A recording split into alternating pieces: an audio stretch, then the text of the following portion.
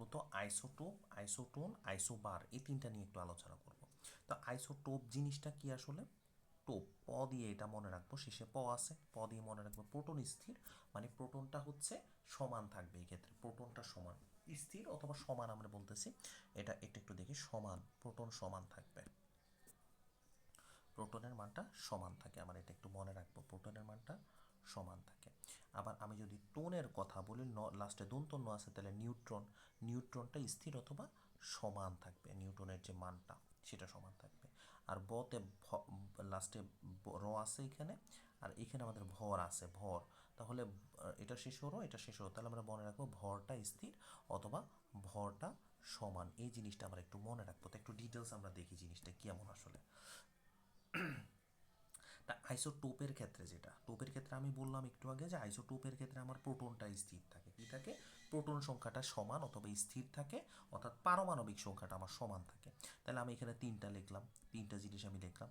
তিনটা লেখার পর এখানে হচ্ছে যে কার্বনের তিনটা আইসোটোপ লিখলাম। একটা হচ্ছে কার্বনের, কার্বন 12 পারমাণবিক ভর 13 আর 14, তিনটার ক্ষেত্রে পারমাণবিক সংখ্যাটা আমার প্রোটন সংখ্যাটা সেম।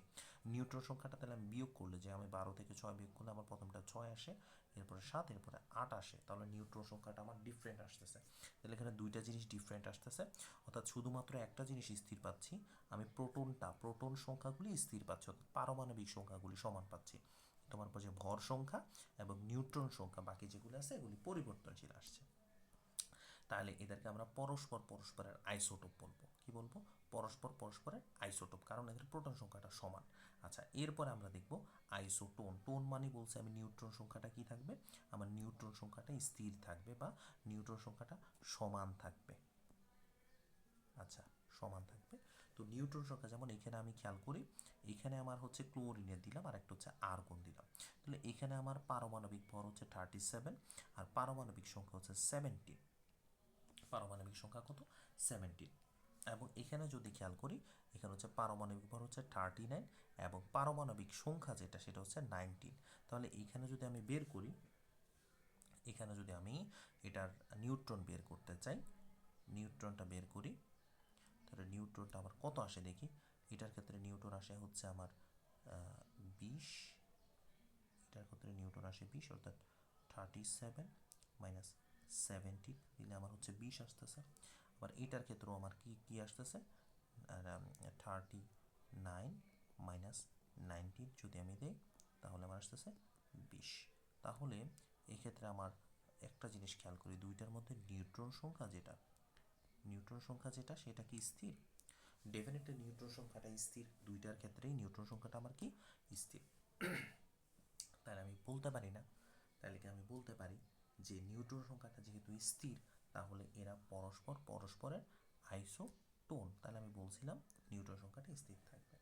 আচ্ছা, এরপরে যে যেমন আরেকটা আমরা দিলাম, এটা হচ্ছে কার্বনের ক্ষেত্রে। কার্বনের ক্ষেত্রে একটা উদাহরণ আমরা লিখি। কার্বনের ক্ষেত্রে এখানে আমাদের দেওয়া আছে হচ্ছে কার্বনের, তাহলে এটার ক্ষেত্রে আমরা নিউট্রনটা যদি বের করি, তাহলে আসতেছে আমার এখানে 8 আসতেছে, আর এখানেও সেম আমার 8 আসতেছে। তাহলে নিউট্রন সংখ্যা এখানেও 8, এখানেও 8। তাহলে এই দুইটাকে পরস্পরের আমরা আইসোটোন বলতে পারবো। কি বলবো? আইসোটোন বলবো। আচ্ছা, এরপর আমাদের যে জিনিসটা আছে সেটা হচ্ছে আইসোটোনটা গেছে, এরপর আমাদের আছে আইসোবার।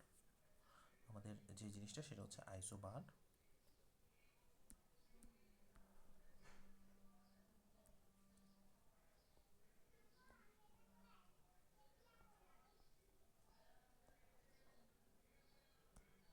আইসোবার, তাহলে আইসোবারের কথা আমরা একটু দেখি, আইসোবারটা কীরকম। যেমন আইসোবারে আমি আগে বললাম যে আইসোবারের শেষে ভর, তাহলে এখানে হচ্ছে ভরটা স্থির থাকবে। কি থাকবে? ভরটা স্থির থাকে, ভরটা স্থির থাকে অথবা হচ্ছে সমান থাকে। 2 বা ততোধিক মোলের ভরটা পারমাণবিক ভরটা সমান থাকবে। যেমন আমি এখানে একটা কপার লিখলাম আর একটা লিখলাম জিঙ্ক, একটা কপার লিখলাম আর একটা লিখলাম জিঙ্ক। তো কপারের পারমাণবিক সংখ্যা হচ্ছে আমার আমার কপারের পারমাণবিক সংখ্যা কত? কপারের পারমাণবিক সংখ্যা হচ্ছে 29, 29। আর জিঙ্কের পারমাণবিক সংখ্যা হচ্ছে 30। ঠিক আছে, তবে উভয় মৌলের ক্ষেত্রে আমার এটারও ভর সংখ্যা 65, এটার হচ্ছে 65। ক্লিয়ার? তাহলে দুইটার ক্ষেত্রে আমাদের পারমাণবিক, জিনিসটা মনে রাখবো, পারমাণবিক ভর যেটা পাচ্ছি সেটা কি পাচ্ছি? স্থির পাচ্ছি বা সেম পাচ্ছি। তাহলে এদেরকে বলবো পরস্পরের আইসোবার। একই জিনিস আমরা করতে পারি পটাশিয়ামের ক্ষেত্রে।